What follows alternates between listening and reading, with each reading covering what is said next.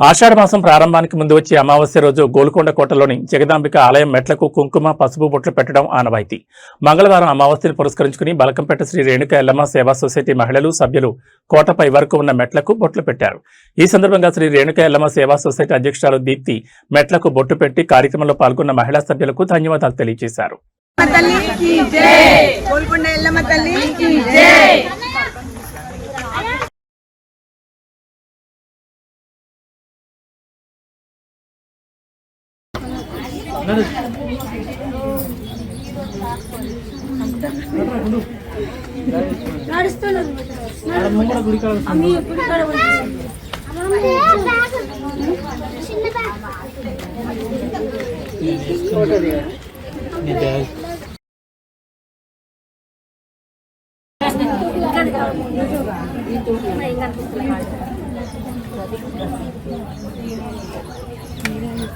పెట్టుకుంటారా?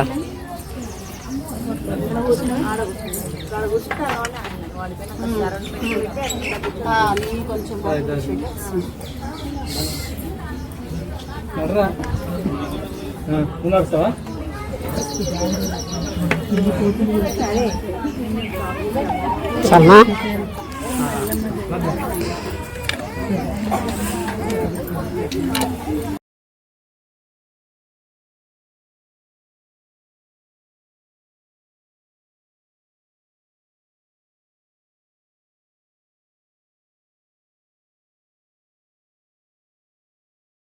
ఖైరతాబాద్ రూట్ లో మన ఆఫీస్ నుంచి ఖైరతాబాద్ రూట్ లో వెళ్తాం కదా, అక్కడ నియర్ అక్కడే ఉంటుంది గల్లీలో.